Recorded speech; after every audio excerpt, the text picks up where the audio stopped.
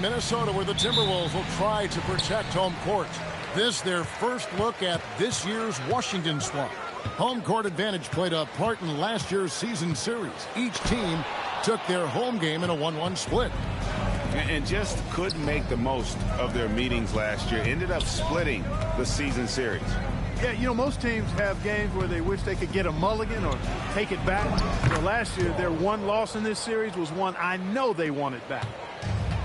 Clark, two monumental forces will be generating a lot in the paint tonight with this center matchup we have.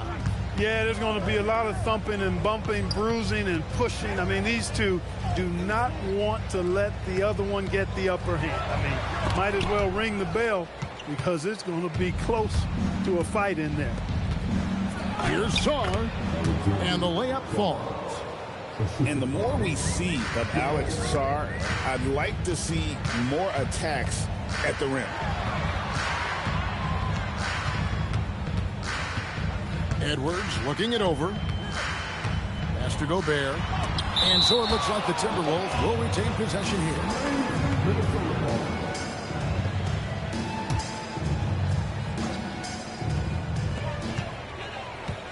Down to 5 on the shot clock. It's good. He scores. That's his first basket after missing his first 2 attempts. Now 1 for 3. With his size, Gobert can make this look really easy. It's almost unfair. And over 3 years in high school, Anthony Davis shot up from being 6'2" to 6'10". But, Greg, he brought those guard skills with him. And, Kevin, that transformation as a pro also significant. Adding over 30 pounds to his frame. And with his wingspan over 7'5", he is a physical presence. Now, here's DiVincenzo. And right now, he's averaging about 7 points a game. Pass to Sarr. It's hauled in by Edwards. We're just about 2 minutes into the first quarter.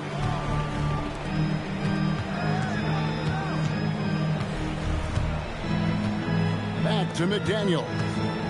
Outside Edwards. Gobert the screen. Finished off by Edwards. Oh, doctor. Oh, my goodness. Anthony Edwards throwing it down with force. Get this guy in the dunk contest. And Coulibaly gets it to go. And good to get him going early. That shot should give him some confidence. Perhaps he's set for a big night. I mean, he can be a difference maker for him when he's on his game. Minnesota off to a slow start. 4-point game. Pass to DiVincenzo.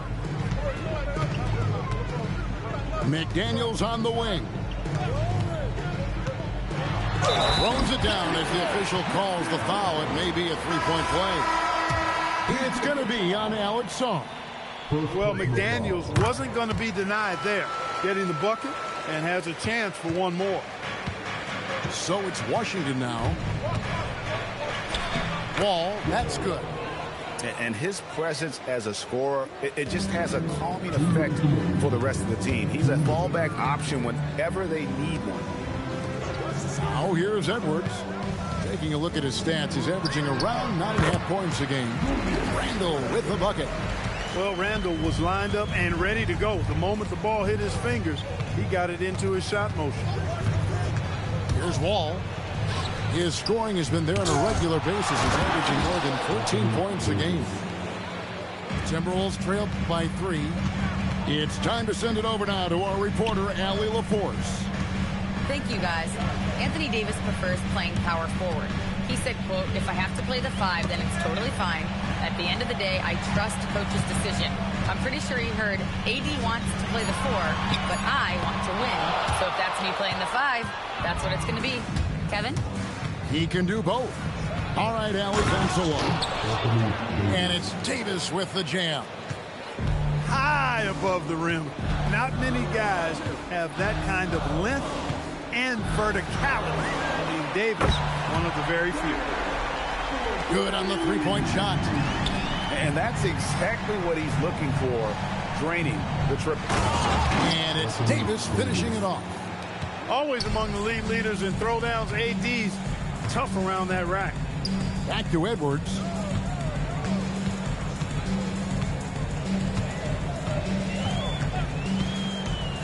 High post, Gobert. Pass to DiVincenzo. Minnesota needs to get off a shot here. And they turn over the 24-second buzzer, signaling the shot clock violation. That is just a careless turnover. You've got to be smarter in those exchanges. Here's Wall. That one goes. Count it. Wall's got his second basket of the night. Yeah, 3 consecutive field goals have come right at the rim. The D had better start buckling now.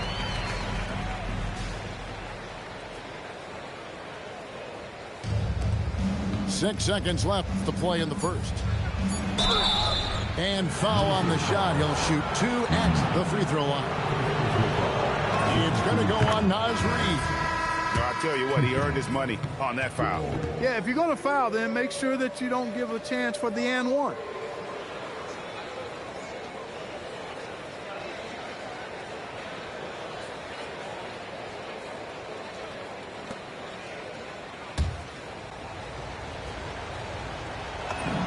And that one goes in. 2 from the line that time.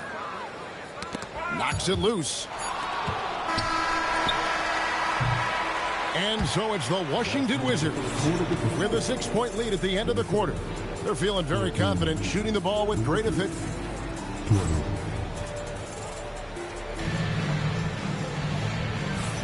And thanks again for tuning in. If you're just joining us, we've played through 1 quarter of action so far. And what stands out to you from Washington in this one? Well, in that first quarter, they were intent on just pounding the ball down low. Yeah, and it's worked. They've got a clear edge and points in the paint. Now we'll see if they go with a more balanced attack or just keep on pounding it inside. And the big fella Alex R showing promise. Greg especially at the defensive end of the floor. Yeah, I mean, great mobility for a 7-footer. That's invaluable for a big man in today's game, and has the makings of a modern offensive game as well. No one near Randall as he lets it go. Offline with his 3. To the inside. And it's George finishing it off. The D just kind of stepping aside and letting him get to the rim. There's a reason, GA, the lead is what it is right now. You know, you look at it, the communication is lacking, as is the trust. They can ill afford those types of breakdowns. It won't work. You can't win with those kind of breakdowns. The D just sagged off just enough and no hesitation on his part. Clark with a wide open look. And the 3 off target. Wizards leading by 5. It's stolen by Randall. Pass to Dosunmu. Here's Highland. Outside, Reed. Tries it in. And foul on the shot, so he'll get a chance at the line. It's going to go on Eddie Jones. Plays with nice force. I mean, Randall heading to the line now. And timeout called by Chris Finch. Coach is going to talk some things over with the team. Might be seeing something to adjust.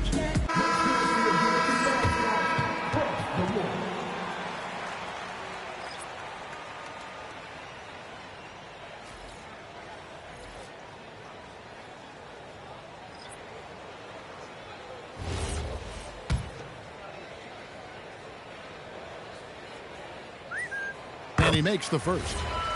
You know, Greg, a lot of the best scorers do what's called hunting, looking to create contact with the defender that they've zeroed in on. Yeah, and that can be a legitimate technique to really negate a shot blocker. But when the offensive player basically initiates all the contact, we could do without some of those cheap foul calls against the defender. And there it is for him. And it's 8 points for Jaden McDaniel. McDaniel saying to himself, okay, you want to give me that? I'll take it. Davis sets a screen to the middle. Davis owning the inside. And, guys, they continue to put a lot of pressure on the interior defenders with their work down low. pass to Dosunmu.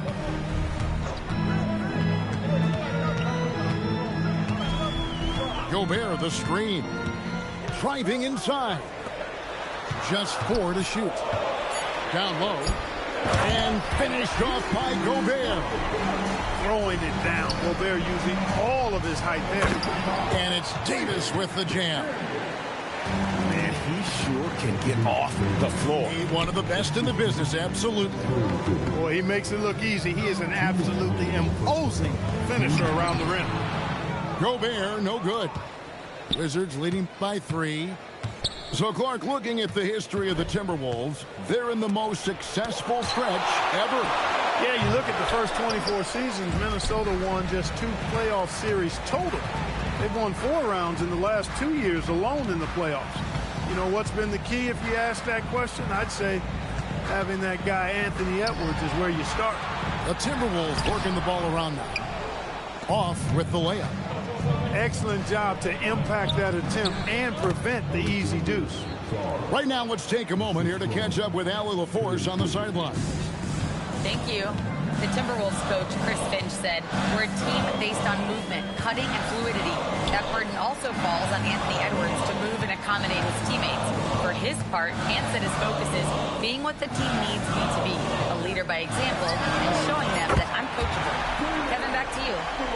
All right, Allie, thanks a lot. If you want the title of 3-and-D player, you've got to make threes. McDaniels has really worked on that shot. Inside, Sarr. Rebounded by the Timberwolves. It's game 1 of a 3-game road trip. Outside for Randall. Back to Highland. Picked by Randall.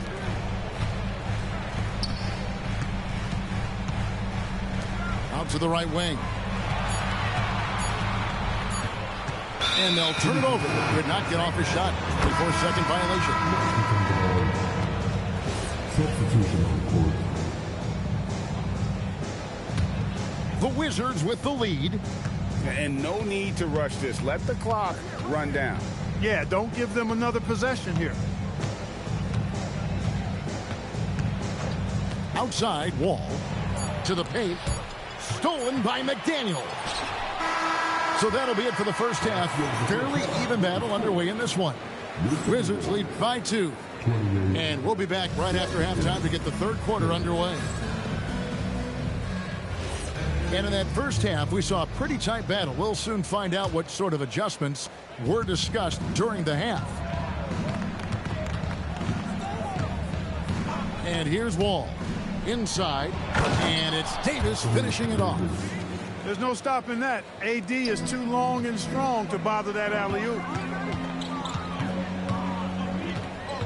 To the middle. Outside for Randall.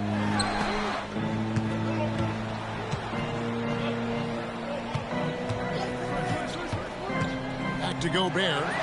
That's in. Coming off an assist from Randall. Gobert's got 6. Excellent mobility right there. I like when Gobert rolls to the rim with that aggression. You know, Clark, Rudy Gobert is often the victim of unfair criticism. Yeah, I couldn't agree with you more there. I mean, that's just what people tend to do, the talking heads, if you will. I think too many times folks focus on what he can't do instead of appreciating all that he does. I mean, he excels as a rim protector, a screener, a physical presence in the paint. I mean, I think he's going to go down as one of the all-time outstanding defenders in league history. And they haven't been able to turn it into a big lead, but their rebounding advantage is starting to add up. Yeah, still close, but with their tough play on the boards, we're certainly seeing the effort. Wizards making a switch here. Timberwolves trail by 6. Randall outside. Pass to DiVincenzo. Gobert the screen. Here's McDaniels. And finished off by McDaniels. A guy who wants to make a big impact. McDaniels is just going off. And he can do a lot more damage to the rim than that when he wants to. Oh, you're right. And with the lead they're enjoying, I'm surprised he didn't put a little something extra on that one. Well, I think he did plenty of damage nonetheless. I mean, it was only with one hand. but he still threw that down pretty hard. That's 3 of 4 here to start the half. Here's Wall. Up and in on the layup. 8 points for him. The plan of attack is obvious. Get the ball inside and go strong to the rim. You know, the defense has been very slow to adapt. I mean, that's 10 straight points now inside. Left side, Wall.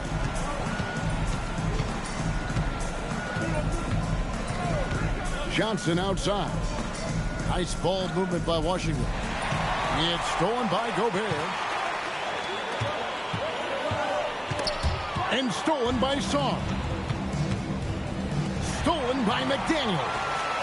Fast break, here we go. And the wide open shot from DiVincenzo. And another 3 for Minnesota. And perimeter scoring, I have to imagine it was a topic of discussion at halftime. Certainly. I mean, they saw a weakness in the perimeter defense and took advantage of it. And that's how to make an impact with defense. Once the steal is made, you know they're going to be scattered. Here's Wall. That one's off. Still out of sync. And here's Edwards. He'll bring it up for the Minnesota Timberwolves. 3-point lead. And here's DiVincenzo from the arc. Hangs home the trifecta. DiVincenzo's got 11 points in the quarter. Left side, Wall. To the inside. It's stolen by DiVincenzo.